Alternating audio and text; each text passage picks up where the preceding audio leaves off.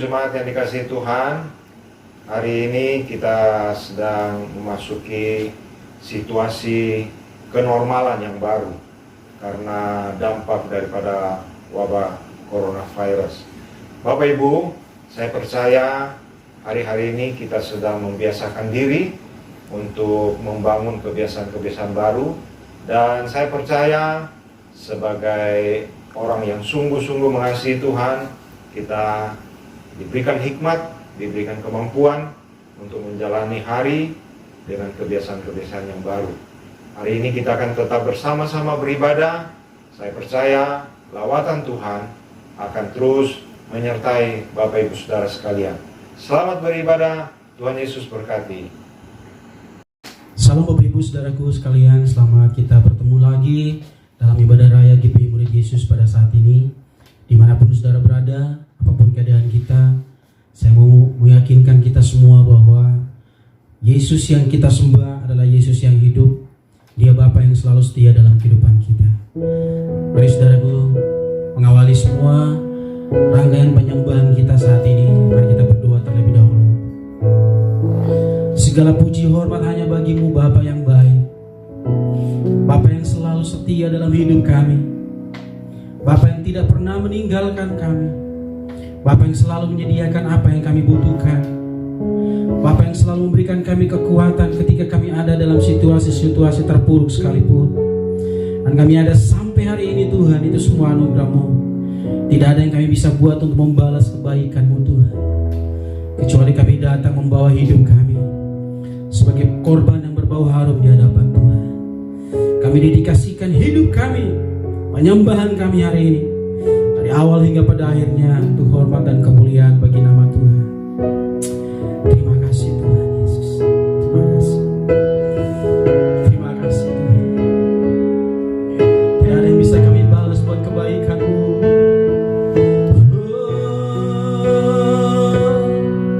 Haleluya. Mari angkat suaramu. Kau baik Tuhan, sangat baik bagi kami. Haleluya. Terima kasih Bapa, di hidup kami Tuhan, hanya Kau yang kami sembah, Yesus.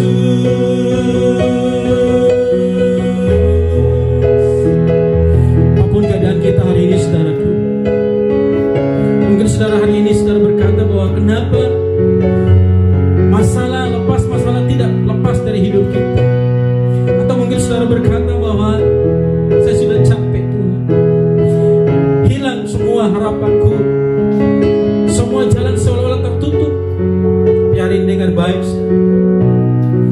Dia Bapa yang tidak pernah meninggalkan hidup. Terima kasih Tuhan. Terima kasih Bapa.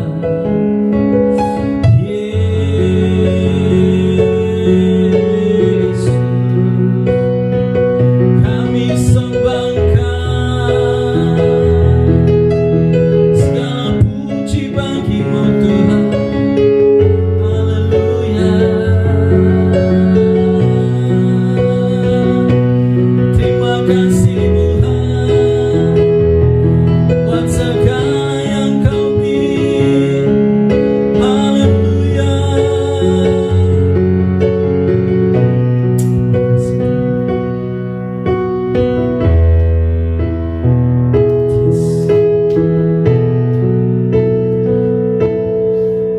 Dengan apa kan ku balas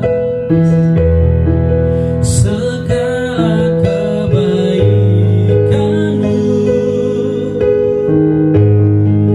segenap hatiku menyembah-Mu Yesus.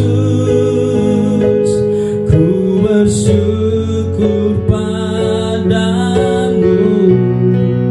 Dengan apa kan ku balas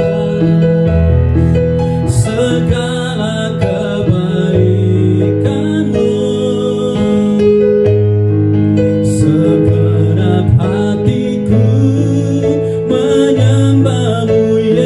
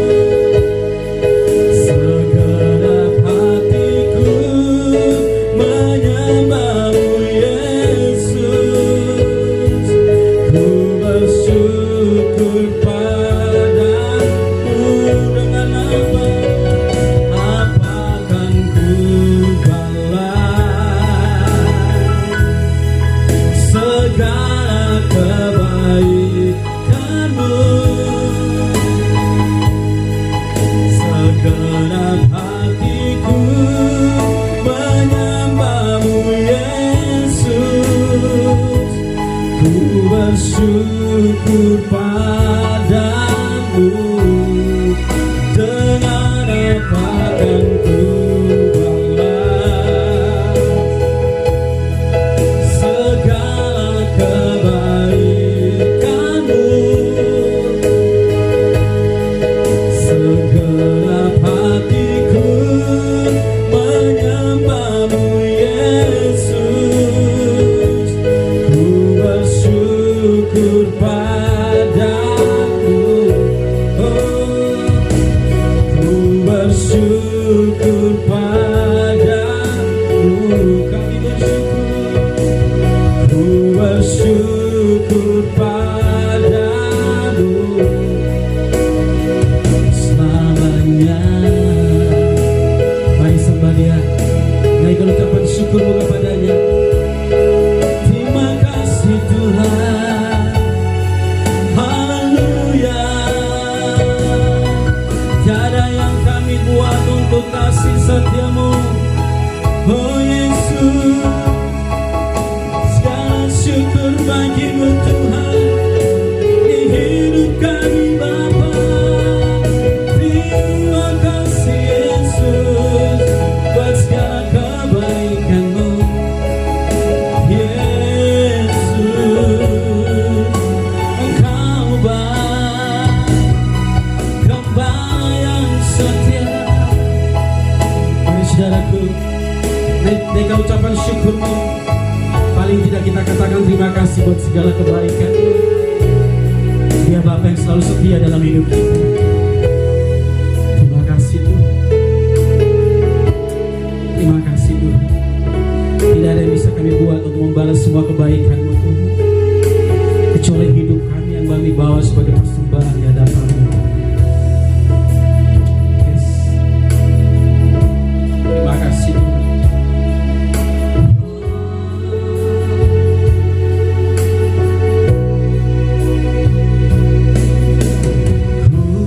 Bersyukur padamu, Kau Tuhan yang mengasihiku. Kaulah jaminan hidupku, hati-Mu ada bagiku. Ku bersyukur padamu, Kau Tuhan yang mengasihiku. Kau jadikan hidup ini lebih indah dan lebih berharga. Mari sama-sama katakan, kami bersyukur. Ku bersyukur padamu, Kau Tuhan yang mengasihiku. Kaulah jaminan hidupku, hati-Mu ada bagiku. Ku bersyukur padamu, Kau Tuhan yang mengasihiku. Kau jadikan hidup ini lebih indah dan lebih berharga. Kami bersyukur.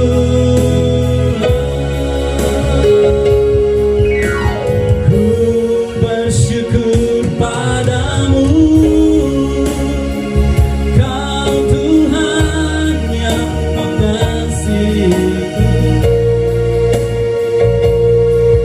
Kaulah jaminan hidupku, hati-Mu ada bagiku. Ku bersyukur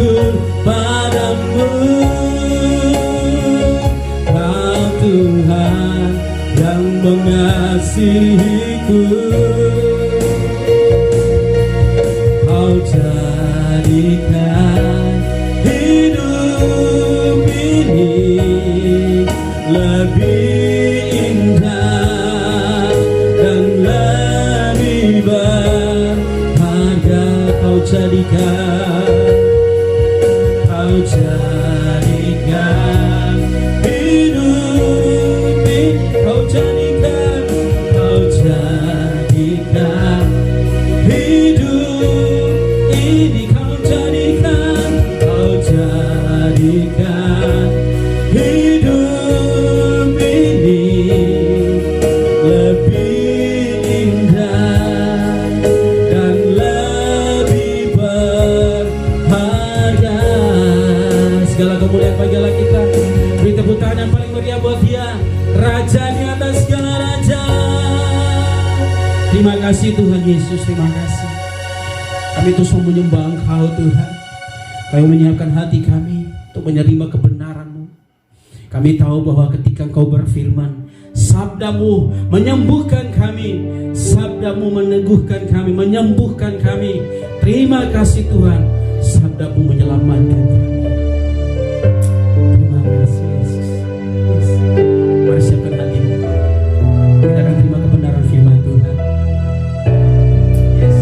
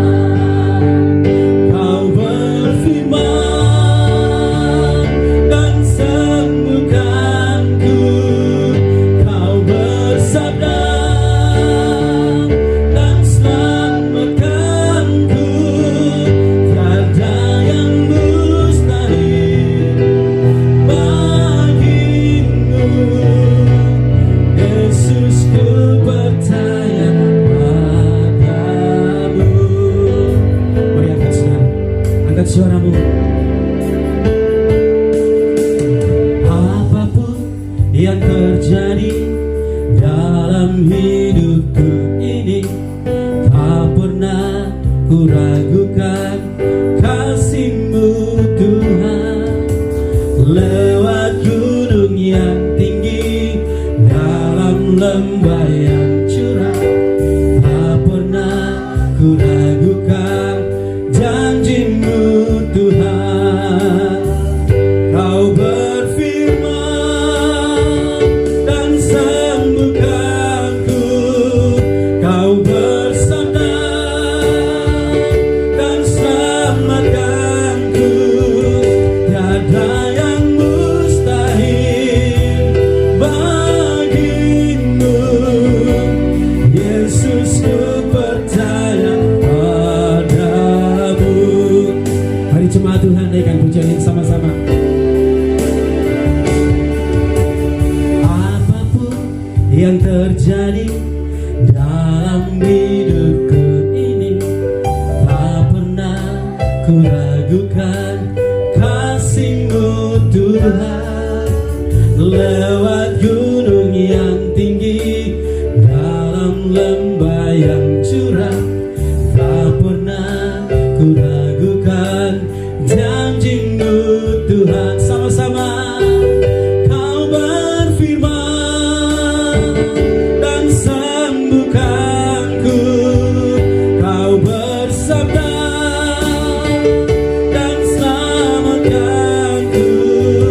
Tiada yang mustahil bagimu,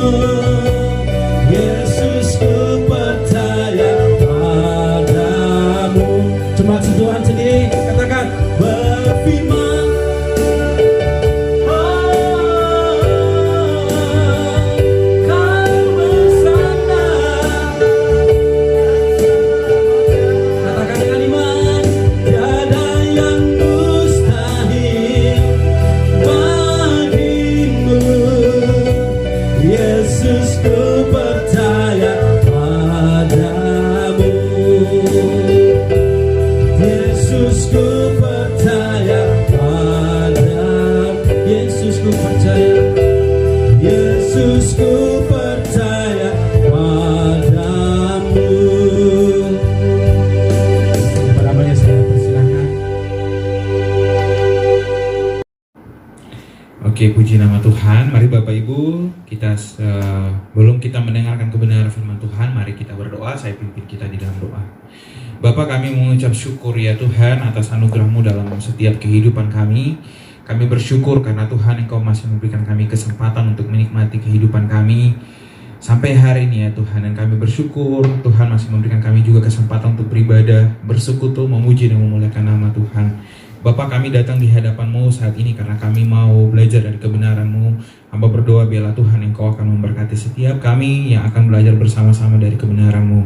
Hamba yang akan menyampaikannya, bahkan jemaat Tuhan yang akan mendengarkan kebenaran ini di tempat mereka masing-masing. Tuhan, Engkau mengurapi setiap kami.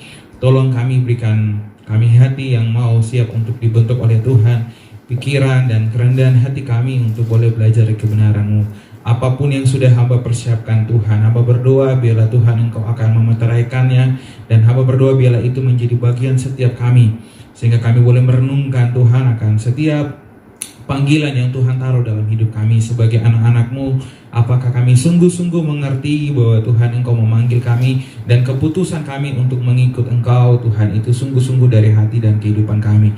Terima kasih Bapa, terima kasih Tuhan Yesus. Hamba berdoa dan menyerahkan waktu ini ke dalam tangan-Mu ya Tuhan. Di dalam nama Tuhan Yesus kami sudah berdoa dan bersyukur hanya kepada Engkau ya Tuhan. Haleluya, amin. Oke, shalom Bapak Ibu Saudara-saudara sekalian. Senang sekali hari ini saya diberikan kesempatan sekali lagi untuk menyampaikan kebenaran firman Tuhan. Apa yang sudah saya persiapkan ini lebih menjadi satu refleksi dari panggilan kita sebagai pengikut-pengikut Kristus ya. Saya akan memberikan 2 contoh untuk mengawali kebenaran firman Tuhan ini, dan dari contoh-contoh ini kita akan berfokus kepada panggilan kita. Apakah kita ini penggemar ataukah kita ini pengikut Kristus ya? Contoh yang pertama adalah penggemar. Pernahkah Bapak Ibu menjadi penggemar?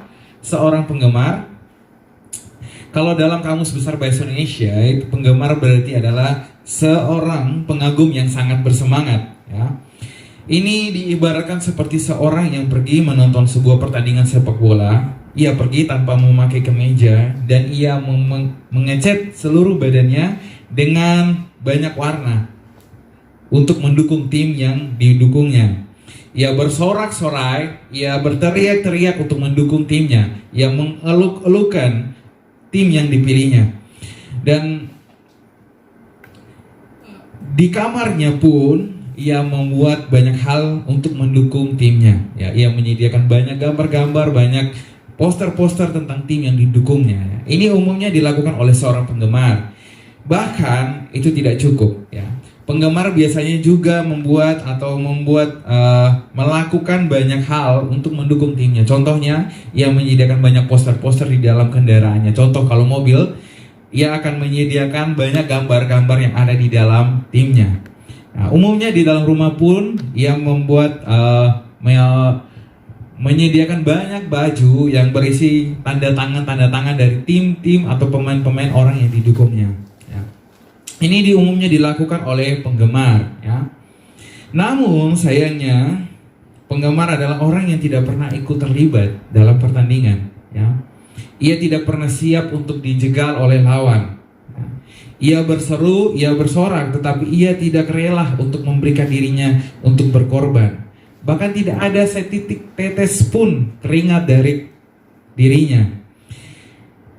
Ia hanya mau melakukan sesuatu, ia hanya mengagumi, ia hanya menggemari sesuatu, tapi ia tidak rela untuk memberikan dirinya. Jika hari ini timnya menang, ia akan menjadi orang yang paling mendukung timnya. Tetapi ketika timnya kalah dan mengecewakan dia, maka semangatnya pun akan cepat surut. Dan setelah beberapa kali kekalahan, ia akan berpindah dan mulai menyoraki tim lain. Sungguh, ini adalah seorang pengagum yang bersemangat ya. Contoh yang kedua adalah sales. Ya, jika kita pernah bekerja dalam sebuah perusahaan penjualan, maka pasti kita tahu apa yang akan saya maksudkan di sini. Orang-orang yang umumnya bekerja sebagai sales adalah orang-orang yang suka menekankan hal-hal positif yang ada dari sesuatu yang ingin dia jual. Ya, itu sering dilakukan oleh orang-orang yang seperti ini. Mereka berusaha untuk menekankan hal-hal yang baik, hal-hal yang enak, hal-hal yang bisa memuaskan orang-orang yang akan membeli barang yang dijualnya. Tetapi orang-orang seperti ini bahkan tidak ingin terlibat dalam kehidupan orang-orang yang lain. Ya, mereka hanya suka menekankan hal-hal yang baik. Ya, nah, Bapak Ibu, dari kedua contoh ini ada banyak orang yang juga terjebak dalam kekristenan yang seperti ini. Ya. Contoh yang pertama seperti penggemar. Ada banyak contoh di dalam Alkitab, terutama di dalam kitab-kitab Injil, di mana ada banyak orang yang datang kepada Kristus. Mereka berusaha untuk mencari Yesus. Mereka mendengar tentang Dia, mereka bersorak-sorak tentang Dia, tetapi mereka tidak siap untuk mengikuti Dia. Contoh yang kedua, sales. Ya. Ada banyak orang juga hari-hari ini, ada banyak orang-orang percaya, ada banyak orang-orang Kristen yang hari ini mereka banyak mempromosikan, banyak menyampaikan hal-hal yang baik tentang keyakinan mereka. Tetapi hal yang menjadi satu hal yang menjadi perenungan bagi saya dan bagi Bapak Ibu sekalian, bahwa seringkali ada banyak hal-hal yang kita sampaikan kepada orang lain, tetapi justru kita sendiri tidak bisa melakukan apa yang Tuhan kehendaki dalam kehidupan kita. Ini tentu menjadi satu pertanyaan bagi kita. Nah, di tengah-tengah situasi yang kita hadapi saat ini, kita punya banyak waktu di rumah, kita punya banyak waktu untuk bisa merenungkan kembali akan kehidupan kita dan bagaimana keputusan kita untuk mengikuti Kristus. Saya ingin supaya kita fokus kepada bagian firman Tuhan ini dan coba merenungkan kembali sejauh mana diri kita, keputusan kita untuk mengikut Kristus. Apakah kita hanya seperti seorang penggemar, ataukah kita betul-betul menjadi pengikut Kristus? Ya, firman Tuhan yang saya pilih hari ini akan menjadi satu perenungan bagi kita untuk merenungkan kembali siapakah kita, apakah kita penggemar atau pengikutnya. Ada buku yang dituliskan oleh Kyle Kidman ya, tentang Not a Fan. Bukan seorang penggemar. Dan dari buku ini saya punya ide muncul untuk menulis atau coba mengkhotbahkan firman Tuhan ini. Tapi teks firman Tuhan yang saya pilih ini tidak ada dalam buku itu. Ini teks saya dapatkan atau saya pilih dari renungan kita, dari renungan gereja kita, gereja GBI Murid Yesus. Dan waktu saya mempersiapkan membaca perenungan firman Tuhan ini, saya pikir ini bagus untuk dikhotbahkan. Kenapa? Karena ini akan menjadi satu perenungan bagi kita di tengah-tengah situasi ini. Dan saya berharap bahwa setelah kita menjalani atau melalui semua hal-hal yang sedang kita hadapi hari-hari ini, satu keputusan yang baru yang akan kita buat, yaitu kita mau sungguh-sungguh untuk mengikuti Kristus. Firman Tuhan yang saya pilih itu dari Yakobus, surat Yakobus pasalnya yang pertama, ayat yang ke-19 sampai ayat yang ke-25 saja ya. Kalau dari firman Tuhan ini perikopnya itu sampai ayat yang ke-27, tapi saya hanya akan fokus sampai ayat yang ke-25. Dan dari firman Tuhan ini kita akan belajar beberapa hal tentang ciri-ciri dari pengikut atau penggemar ya. Bagian yang pertama itu dimulai dari ayat yang ke-19 sampai ayat yang ke-20, tapi mari kita baca dulu firman Tuhan. Yakobus 1 ayat 19 sampai ayat yang ke-25. Demikian firman Tuhan. Hai saudara-saudara yang kukasihi, ingatlah hal ini.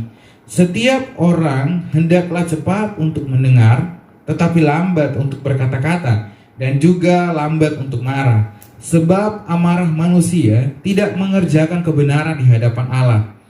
Sebab itu, buanglah segala sesuatu yang kotor dan kejahatan yang begitu banyak itu, dan terimalah dengan lemah lembut firman yang tertanam di dalam hatimu, yang berkuasa menyelamatkan jiwamu. Tetapi hendaklah kamu menjadi pelaku firman, dan bukan hanya pendengar saja. Sebab jika tidak demikian, kamu menipu dirimu sendiri. Sebab jika seorang hanya mendengar firman saja dan tidak melakukannya, ia adalah seumpama seorang yang sedang mengamat-amati mukanya yang sebenarnya di depan cermin. Baru saja ia memandang dirinya, ia sudah pergi, atau ia segera lupa bagaimana rupanya. Tetapi barang siapa yang meneliti hukum yang sempurna, yaitu hukum yang memerdekakan orang, dan ia bertekun di dalamnya, jadi ia bukan hanya mendengar untuk melupakannya, tetapi ia sungguh-sungguh melakukannya, ia akan berbahagia oleh perbuatannya. Ya, demikian kebenaran firman Tuhan. Bapak Ibu, dari teks ini saya akan menjelaskan beberapa hal bagi kita, dan kita akan memperhatikan bagaimana Yakobus menuliskan tentang menjadi pendengar dan pelaku firman. Saya akan menjelaskan sedikit konteks dari surat ini. Kalau kita membaca dalam konteks surat Yakobus, kita akan menemukan bahwa ada beberapa hal yang ditekankan oleh Yakobus. Tapi yang paling sering muncul, yang paling sering menjadi perdebatan dari banyak orang, itu tentang penekanan Yakobus tentang iman dan perbuatan. Ya, menarik karena dalam sepanjang sejarah surat ini menjadi satu surat yang sering kali diperdebatkan. Ya, bahkan seorang tokoh reformasi seperti Martin Luther pun bahkan seperti menolak surat ini. Kenapa? Karena surat ini menekankan tentang pentingnya perbuatan. Ya. Kalau kita tahu bahwa dalam sejarah Martin Luther menekankan bahwa iman itu adalah dasar dari keselamatan kita. Memang itu betul, tapi di sisi yang lain Yakobus menekankan satu hal yang sebenarnya tidak terpisahkan bagi saya. Itu tidak terpisahkan, itu iman dan perbuatan. Ya. Ini seperti judul atau tema khotbah saya, itu penggemar dan pengikut. Ya. Kita mulai dari bagian yang pertama, ayat 19 sampai ayat yang ke-20. Poin yang saya tulis di sini adalah, jadilah pendengar dan pemberi solusi, bukan menjadi pribadi yang suka mencari-cari masalah. Ya. Ini menarik karena di dalam bagian firman Tuhan ini, mulai dari ayat yang ke-19 sampai ayat yang ke-20, Yakobus menuliskan dengan sangat jelas itu bahwa, hai saudara-saudara, ingatlah hal ini. Setiap orang hendaklah cepat untuk mendengar, tetapi lambat untuk berkata-kata, dan juga lambat untuk marah. Ya, Yakobus memulai bagian ini dengan menekankan tentang pentingnya bagi kita untuk lebih banyak mendengarkan, ya, memberi waktu untuk banyak mendengarkan, dan sedikit berbicara dan tidak menjadi seorang pemarah. Ya, sebab amarah manusia tidak mengerjakan kebenaran di hadapan Allah. Ya. Hal yang penting di sini adalah bagaimana Yakobus menempatkan bagian ini di awal. Ya. Yakobus menuliskan bagian ini sebagai bagian tentang pentingnya menjadi pendengar dan pelaku firman. Ya. Yakobus menuliskan hal ini di tengah satu keadaan yang sebenarnya pada waktu itu sulit dihadapi oleh orang-orang yang menjadi penerima surat ini. Situasi di mana orang-orang menerima surat ini bukan situasi yang baik, Bapak Ibu, karena dari beberapa buku literatur yang saya baca, orang-orang yang mendengarkan atau menerima surat dari Yakobus ini adalah orang-orang yang ada di perantauan, jemaat umum, orang-orang percaya yang tersebar di berbagai tempat. Dan pada waktu itu orang-orang ini dihina, orang-orang ini ditolak, orang-orang ini diabaikan karena iman mereka. Ya. Banyak orang menjauhi mereka, bahkan banyak orang tidak menerima mereka karena iman mereka. Tetapi Yakobus menuliskan bagi mereka bahwa lebih baik bagi kita untuk lebih banyak mendengarkan dan sedikit berkata-kata, dan juga jangan cepat untuk marah, sebab amarah manusia tidak mengerjakan kebenaran di hadapan Allah. Ya. Yakobus menuliskan hal ini, kenapa Bapak Ibu? Karena ada satu hal yang seringkali muncul dari kehidupan manusia. Kenapa manusia lebih suka berbicara, suka lebih banyak berkata-kata, dan punya kecenderungan untuk tidak mendengarkan. Kenapa demikian? Jawabannya adalah karena dalam diri manusia selalu berfokus kepada dirinya sendiri. Manusia lebih suka menekankan hak-haknya, mereka lebih suka menekankan kepentingan mereka, menekankan hal-hal yang harus mereka terima daripada mendengarkan orang lain. Ya. Ini menarik karena Yakobus menuliskan bagian ini di antara pendengar dan pelaku firman Tuhan. Ya. Kalau kita membaca di dalam kebenaran firman Tuhan ini, kita akan mengerti dengan jelas bahwa sebenarnya Tuhan mau untuk kita sebagai pengikut Kristus, kita harus menjadi pribadi-pribadi yang menjadi orang yang bisa memberikan solusi. Bagaimana kita bisa memberikan solusi sementara kita lebih fokus kepada diri kita dan kepentingan kita? Kita tidak memberi ruang atau waktu kepada orang lain untuk menyampaikannya. Bahkan yang lebih parah adalah seperti ini, Bapak Ibu. Kita lebih banyak menghabiskan waktu kita untuk menyampaikan hal-hal yang penting tentang diri kita kepada Tuhan. Tapi kita tidak memberikan diri kita untuk mendengarkan apa yang Tuhan mau dalam kehidupan kita. Ya. Itulah sebabnya ketika manusia atau orang-orang lebih banyak fokus kepada dirinya, mereka tidak mau mendengarkan apa yang Tuhan kehendaki. Amarah yang dimaksudkan di sini merujuk kepada kedagingan manusia, ya, yang tidak saja merusak hubungan kita dengan sesama, tetapi juga merusak hubungan kita dengan Allah. Karena itu, Yakobus mengingatkan penerima suratnya tentang pentingnya mendengarkan. Ya, hal yang saya tuliskan di sini adalah, bukankah jauh lebih baik atau lebih penting bagi kita untuk mendengarkan suara Tuhan ketimbang membicarakan hal-hal yang hanya berfokus kepada diri kita?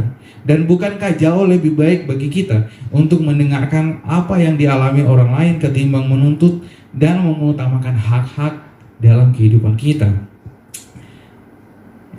Itu seperti contoh yang tadi saya berikan, ya. Penggemar, apa yang umumnya disukai oleh penggemar? Mereka hanya lebih fokus kepada diri kita. Mereka senang, mereka akan memuji-muji kita ketika situasi itu baik. Ketika tim itu mengalami kelemahan, seorang penggemar pasti akan memuji-muji dia. Tapi ketika timbul hal-hal yang tidak baik, hal-hal yang kalah, ya, mengalami kekalahan, pasti sulit, ya, untuk bisa memuji atau mendukung tim yang mengalami kekalahan. Ya, pengikut Kristus pasti tahu bahwa mendengarkan Tuhan dan menjadi pelaku firman itu jauh lebih penting daripada hanya sibuk dengan kekurangan dan kelemahan orang lain. Penggemar lebih suka berfokus kepada dirinya semata-mata dan apa yang bisa dimanfaatkannya dari situasi itu daripada mendengarkan. So, berapa banyakkah waktu yang kita berikan untuk Tuhan supaya kita punya waktu untuk mendengarkan Dia? Ataukah kita lebih sering menjadi pribadi yang lebih suka didengarkan? Ketika situasi itu ada dalam kehidupan kita, saya mau katakan bahwa kecenderungan kita adalah kita lebih suka menjadi orang yang suka mencari-cari masalah, ya. Karena apa? Karena kita kurang mampu menyediakan waktu bagi orang lain. Kita kurang mampu untuk mendengarkan masalah-masalah dalam kehidupan orang lain. Bukankah sebagai pengikut Kristus kita adalah garam dan terang bagi dunia? Kita hadir untuk menjadi pemberi solusi. Cara yang terbaik adalah dengan memberi diri kita dengan mendengarkan orang lain, ya. Bagian yang pertama itu adalah tentang jadilah pendengar dan memberi solusi, bukan pencari-cari masalah. Oke. Kita lanjut ke bagian yang kedua, ayat yang ke-21 sampai ayat yang ke-25. Ini bagian yang bagi saya penting. Sebab itu, buanglah segala sesuatu yang kotor dan kejahatan yang begitu banyak itu, dan terimalah dengan lemah lembut firman yang tertanam di dalam hatimu yang berkuasa menyelamatkan jiwamu. Tapi hendaklah kamu menjadi pelaku firman dan bukan hanya pendengar saja, sebab jika tidak demikian, kamu menipu diri sendiri. Sebab jika seorang hanya mendengar firman saja dan tidak melakukannya, ia adalah seumpama seorang yang sedang mengamat-amati mukanya yang sebenarnya di depan cermin. Baru saja ia memandang dirinya, ia sudah pergi, atau ia segera lupa bagaimana rupanya. Ya. Dari kebenaran firman Tuhan ini, poin yang saya tekankan adalah begini: buanglah yang kotor dan terimalah yang baik. Nah, di sini juga ada beberapa hal yang Yakobus tuliskan dan ini menarik sekali. Sebenarnya ini lebih menekankan hal-hal yang praktis dalam kehidupan kita, ya.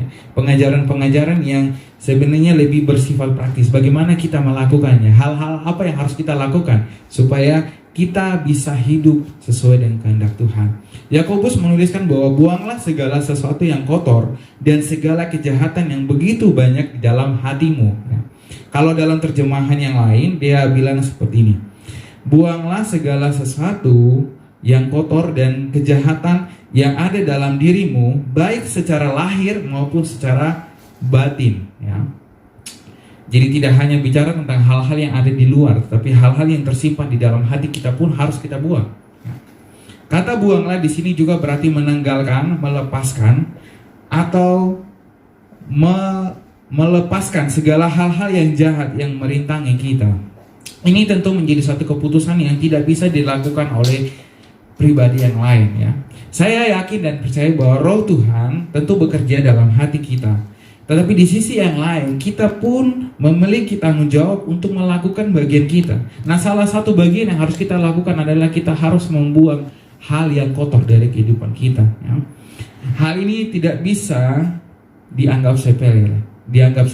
Ya. Ini satu keputusan yang besar dan satu keputusan yang serius. Ya. Harus ada komitmen yang serius. Ada banyak orang yang membuat keputusan untuk mengikuti Kristus, tapi mereka tidak mau meninggalkan hal-hal yang ada dalam hidup mereka, hal-hal yang jahat dalam hidup mereka. Ya, saya mengambil sebuah contoh dalam Alkitab. Ini saya membaca dalam sebuah buku cerita tentang Nikodemus yang bercakap dengan Tuhan Yesus. Ya, dalam Yohanes pasal 3 di sana kita bisa menemukan cerita di mana Nikodemus seorang pemimpin agama yang datang dan dia bertemu dengan Yesus. Ya. Kalau kita membaca teks itu mungkin ada satu hal yang menarik bagi kita yang mungkin kurang diperhatikan oleh banyak orang. Ya.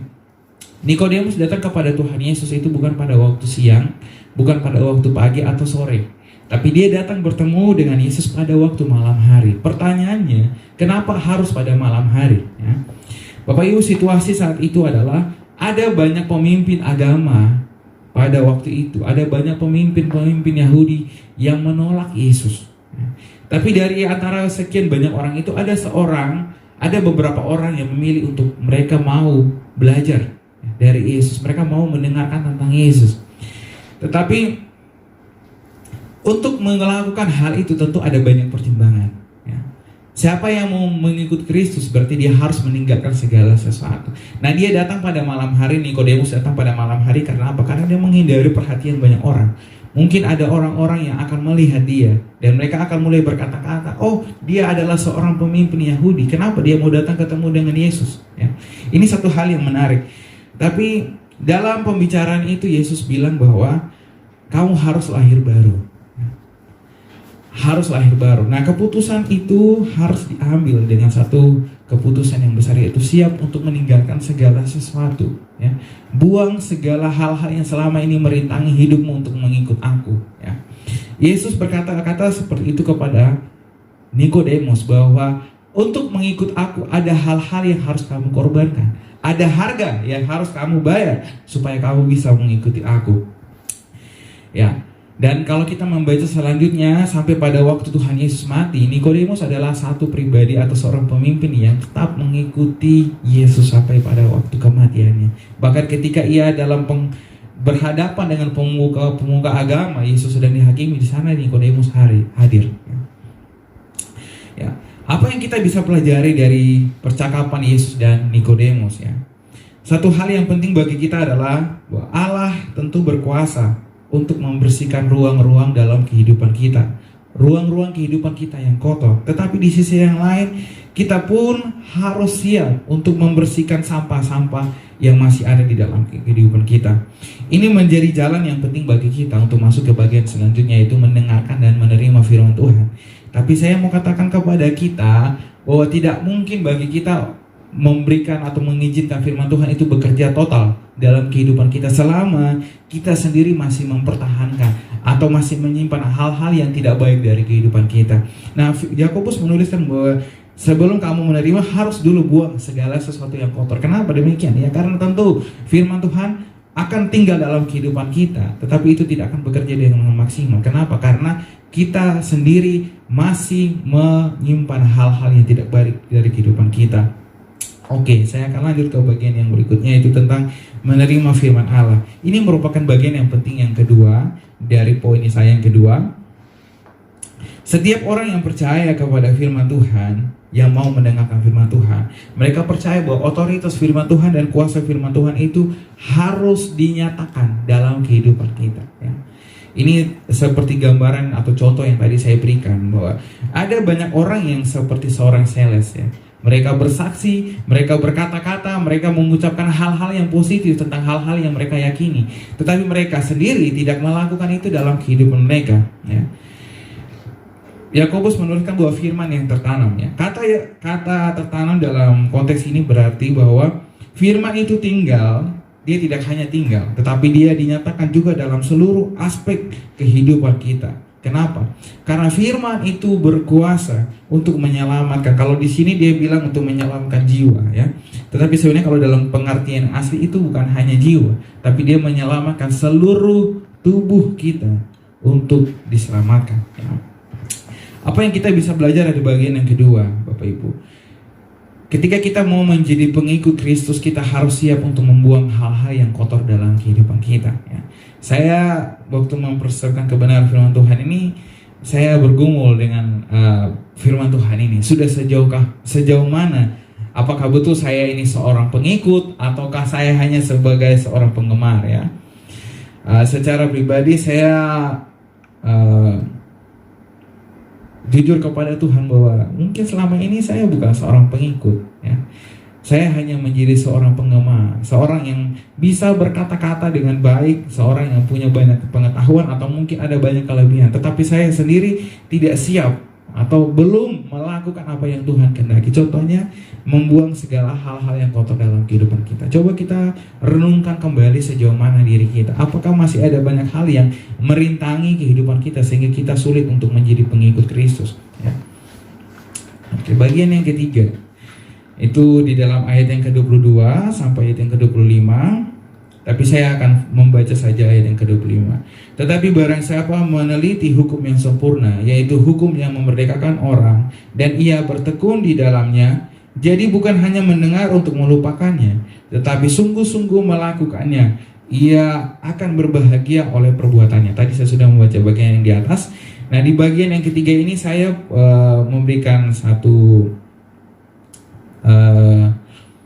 tulisan bahwa jadilah pelaku firman dan bukan hanya pendengar saja, karena mendengarkan saja itu tidak pernah cukup, ya. Di tengah kesulitan yang dihadapi oleh orang-orang percaya saat itu, Yakobus menekankan satu hal yang penting, bahwa iman yang sejati itu tidak pernah lepas atau tidak pernah terpisahkan dari perbuatan. Inilah umumnya yang banyak disalahpahami oleh banyak orang, ya. Ada banyak orang yang berpikir bahwa hanya dengan percaya itu cukup, ya. Saya tidak bilang bahwa kalau kita percaya itu tidak bisa menjamin keselamatan kita. Oh tidak. Tapi di sisi yang lain ada banyak orang yang mengabaikan percaya dengan mengikut Kristus, ya. Bagi sebagian orang percaya itu cukup, tapi mengikut Kristus itu tidak perlu, ya. Mungkin seperti ibaratnya kita menuliskan percaya itu dalam sebuah tulisan yang besar, tapi kita menuliskan mengikuti Kristus kita tulis kecil saja. Saya kira itu satu konsep yang salah. Kenapa? Karena sebenarnya iman tanpa perbuatan yang dilakukan dalam kehidupan kita itu sepertinya tidak menunjukkan iman kita, ya. Yakobus menuliskan bahwa iman tanpa perbuatan adalah mati. Dan sebenarnya Yesus pun menegaskan hal ini. Ia mengatakan bahwa barang siapa yang percaya kepadaku, berarti ia juga siap untuk melakukan segala sesuatu yang aku kehendaki, ya. Saya akan coba menjelaskan sedikit bagi kita bagaimana kita fokus kepada kata percaya dan mengikuti. Kalau kita membaca dalam kitab-kitab Injil, dalam perjalanan dan dalam pelayanan Tuhan Yesus, kata percaya itu hanya dipakai sebanyak 5 kali. 5 kali itu dalam sepanjang kitab-kitab Injil hanya dipakai sebanyak 5 kali. Sedangkan kata mengikuti atau ikutlah aku itu dipakai sebanyak lebih dari 7 kali. Nah, itu berarti bahwa sebenarnya Yesus tidak pernah mengabaikan hal ini, yaitu mengikut. Bagi Yesus, percaya itu juga harus dibarengi dengan apa? Dengan mengikuti aku, ya. Itu tidak pernah terpisahkan. Yakobus menyebutkan bahwa orang yang melakukan firman Tuhan dan berpikir orang yang mendengarkan firman Tuhan dan merasa bahwa hal itu cukup, itu adalah orang-orang yang menipu diri mereka sendiri. Kenapa demikian? Karena mereka berpikir bahwa hanya dengan mendengar saja itu cukup. Tetapi mereka tidak siap untuk berkorban bagi Kristus, ya. Tidak siap untuk melakukan firman Tuhan. Itu sebabnya Yakobus bilang bahwa mereka menipu diri mereka sendiri. Ada banyak orang yang hari-hari ini terkagum, mereka terpesona, mereka terheran-heran oleh banyak hal-hal yang dilakukan oleh banyak hamba Tuhan. Mereka melihat kuasa-kuasa yang nyata, mereka percaya dengan segala pengajaran-pengajaran yang mereka dengar, ya. Mereka berbondong-bondong datang. Karena apa? Karena mereka mendengar, mereka mencari. Setelah mereka mendengar tentang Dia, hal yang paling menyedihkan adalah mereka tidak siap untuk melakukan apa yang Tuhan kehendaki. Bukankah itu hanya seperti seorang penggemar? Tidak pernah cukup bagi kita untuk hidup sebagai orang-orang percaya kepada Dia. Ya, saya mau katakan tidak cukup bagi kita hanya untuk menjadi orang-orang yang siap mendengarkan. Tetapi kita tidak mau memberikan diri kita. Kita tidak mau berkorban untuk Kristus dengan melakukan firman Tuhan. Yakobus memakai sebuah ilustrasi untuk menolong kita memahami bagian ini ya. Orang yang mendengar saja dan tidak melakukan firman Tuhan itu hanya seperti orang-orang yang hanya sibuk untuk melihat, mengamat-amati dirinya, lalu tidak lama kemudian dia melupakan dirinya. Itu seperti orang-orang yang tahu banyak tentang Tuhan ya, tahu banyak tentang Tuhan, belajar banyak tentang Tuhan, terpesona dengan banyak hal yang Tuhan lakukan dalam kehidupannya, tetapi ia sama sekali tidak bersatu dengan Tuhan. Ia sama sekali tidak berkorban untuk Tuhan. Nah, ini satu hal yang menarik. Itulah sebabnya menjadi pelaku kebenaran firman Tuhan itu jauh lebih penting. Itulah yang ditekankan oleh Yakobus dalam sepanjang tulisannya.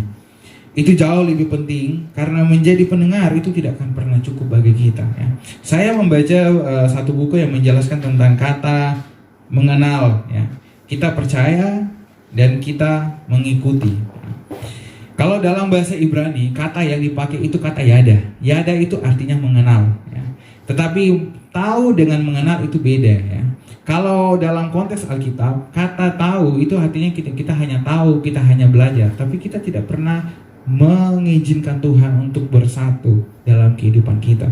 Nah, kalau dalam konteks Alkitab, kata yada itu pertama kali dipakai dalam konteks pernikahan ya, di mana Allah membuat Adam dan Hawa itu menjadi satu. Lalu ada kata yang dipakai dalam konteks kitab Kejadian yaitu bersetubuh ya. Kata yada itu dari kata itu bersetubuh. Nah, itu artinya menjadi satu ya. Nah, menjadi satu. Jadi kita bukan hanya tahu, kita tidak hanya kenal Dia, tapi kita juga menjadi satu. Artinya apa yang Allah kehendaki itu juga harus menjadi bagian kita ya. Saya kira dari firman Tuhan ini kita belajar bahwa sebenarnya Tuhan tidak hanya mau kita setiap hari melakukan banyak hal. Kita mendengar, kita selalu banyak belajar tentang kebenaran ini, tapi di sisi yang lain Tuhan juga mau bagaimana kita melakukannya dalam kehidupan kita.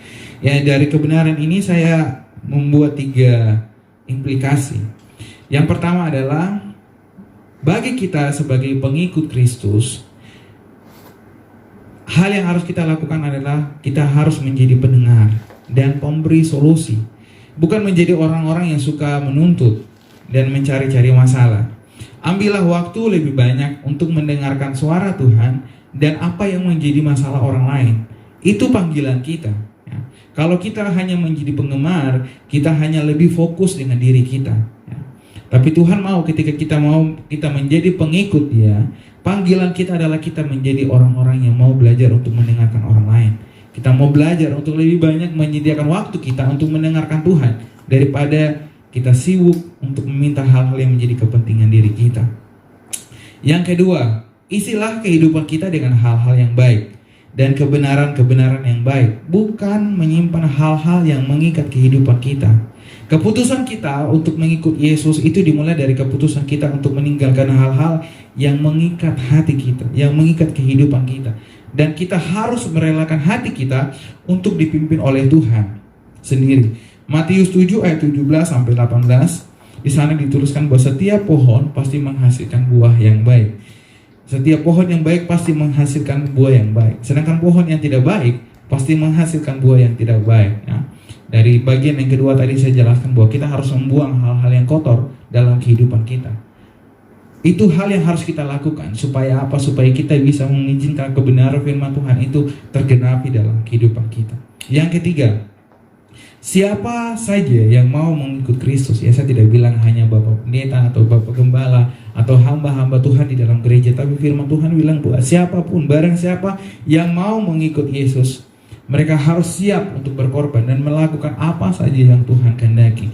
Siapa yang mengasihi Yesus pasti akan menuruti firman-Nya. Itu tertulis dalam Yohanes 15. Kita adalah sahabat-sahabat Tuhan Yesus jika kita melakukan apa yang Tuhan kehendaki dalam kehidupan kita.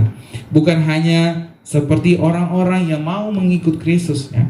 Mereka hanya mau mengikut Kristus karena apa? Karena mereka melihat banyak hal-hal yang ajaib yang Tuhan lakukan. Tapi ketika Tuhan bilang, siapa mau mengikut aku, ia harus memikul salib, menyangkal dirinya, meninggalkan keluarganya. Ini satu hal yang luar biasa. Tapi mereka tidak mau meninggalkan hal-hal yang ada dalam kehidupan mereka. Karena apa? Karena mereka tidak sungguh-sungguh mengasihi Yesus dan mereka tidak mau melakukan kebenaran itu dalam hidup mereka. Ya, mari coba ambil waktu sejenak untuk merenungkan kembali, apakah kita hanya menjadi penggemar atau pengikut, ya. Saya berharap dari kebenaran firman Tuhan ini kita bisa merenungkan kembali. Nah, tujuan saya untuk menyampaikan kebenaran firman Tuhan ini adalah apa yang akan kita lakukan Bapak Ibu di tengah-tengah situasi ini. Apakah kita mau mengambil waktu untuk banyak merenungkan diri kita, sejauh mana kita mengikut Kristus. Saya secara pribadi terus bergumul dengan kebenaran firman Tuhan ini. Menjadi penggemar dan pengikut itu ada perbedaan yang sangat mencolok. Kalau penggemar, kita hanya suka, kita hanya lebih banyak menyediakan waktu untuk mendengarkan hal-hal yang baik, tapi kita tidak siap untuk berkorban. Ya, itu saja dari saya mengajak kita untuk berdoa. Mari kita berdoa. Tuhan Yesus, terima kasih untuk kebenaran-Mu. Hamba berdoa Tuhan memberkati setiap kami, baik hamba yang berbicara maupun jemaat Tuhan yang sudah mendengarkan. Biarlah Tuhan kebenaran ini dapat kami lakukan, ya Tuhan. Kami sungguh membutuhkan pertolongan Tuhan, dan biarlah Tuhan kuatkan hati kami sehingga kami boleh sungguh-sungguh melakukannya dalam hidup kami. Bukan hanya menjadi penggemar orang-orang yang hanya sibuk untuk melakukan kepentingan diri kami, tapi kami mau fokus untuk melakukan apa yang Tuhan kehendaki dalam hidup kami. Terima kasih Bapak, ini doa kami. Dalam nama-Mu Tuhan Yesus kami berdoa dan bersyukur. Haleluya. Amin.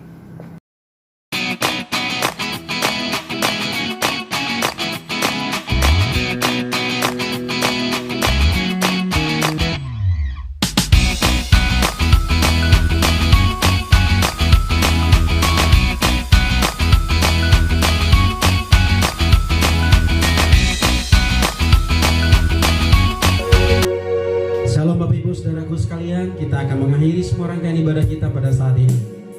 Hadirkan pujian ini. Terima kasih Tuhan buat semua yang sudah Kau kerjakan buat kami. Kau Allah yang besar, ajaib dan mulia. Kau Yesus yang perlu membuatku terpesona.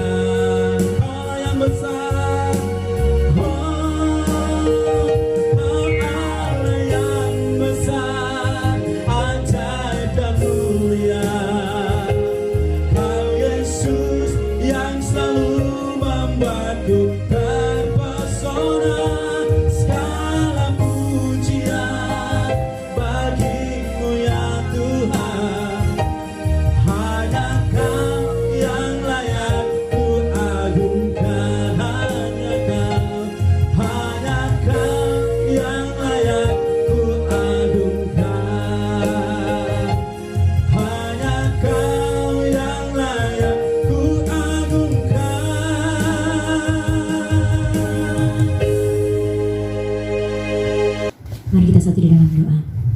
Segala pujian, syukur, hormat, kemuliaan bagi nama-Mu Tuhan. Kami bersyukur buat segala kebaikan-Mu dalam kehidupan kami. Kami bersyukur buat setiap pertolongan, penyertaan, pemeliharaan Tuhan yang terus Engkau nyatakan limpahkan dalam setiap kehidupan kami. Kami bersyukur Tuhan bahwa Engkau Allah yang selalu menyertai, melindungi setiap kami dimanapun kami berada Tuhan. Secara khusus di dalam situasi sekarang ini Bapa, kami percaya Tuhan ketika kami berharap, ketika kami berdoa, ketika kami meminta kepada Engkau, Engkau selalu ada bagi setiap kami Bapa. Terima kasih Tuhan, terima kasih Tuhan Yesus. Kami mau berdoa buat setiap jemaat Tuhan dimanapun mereka berada Tuhan, di dalam kehidupan setiap pribadi lepas pribadi mereka, dalam setiap pergumulan demi pergumulan Tuhan, mungkin dalam keluarga mereka, dalam pekerjaan, dalam kesehatan mereka Tuhan, dalam bergumul Tuhan.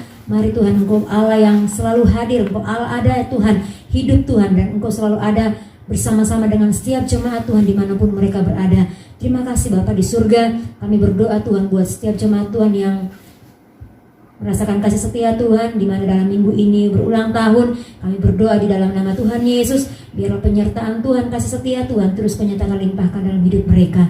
Kami juga berdoa Tuhan secara khusus buat bangsa ini, bangsa Indonesia di dalam pandemi COVID-19 ini. Bapak, kami berdoa di dalam nama Tuhan Yesus, Tuhan memberkati pemerintahan bangsa ini, berkati presiden, wakil presiden, bahkan semua yang terlibat dalam pemerintahan. Bapak Tuhan tolong, Tuhan berikan hikmat-Mu Bapak dalam menangani kasus ini. Bapak Tuhan tolong biarlah COVID-19 ini dapat cepat terselesaikan Tuhan, dan setiap masyarakat Tuhan, setiap kami Bapak dapat kembali dalam tugas dan tanggung jawab kepada setiap kami masing-masing dimanapun kami berada Tuhan. Biarlah Tuhan keamanan Tuhan bagi bangsa dan kota ini Bapak kami serahkan ke dalam tangan Tuhan.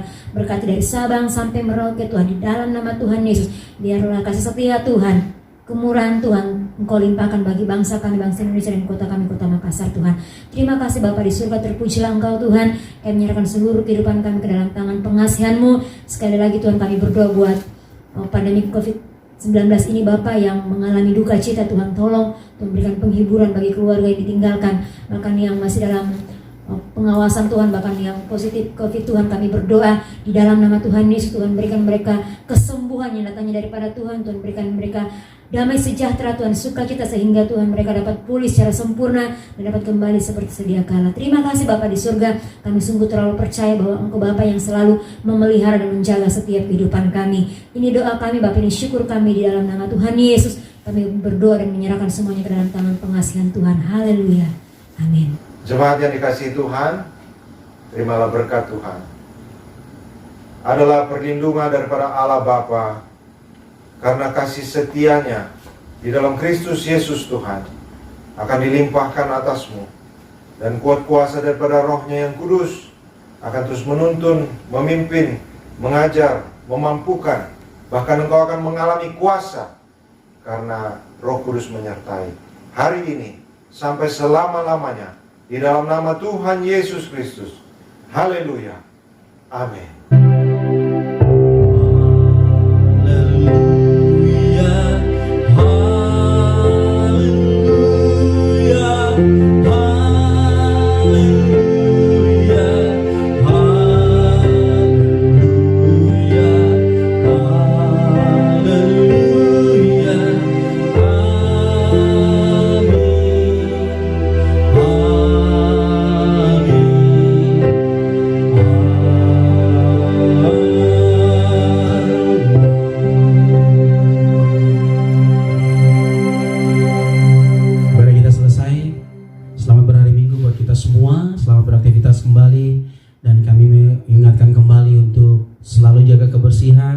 Sering cuci tangan, jauhi keramaian, dan tetap fokus kepada Tuhan. Tuhan Yesus memberkati kita semua. Shalom.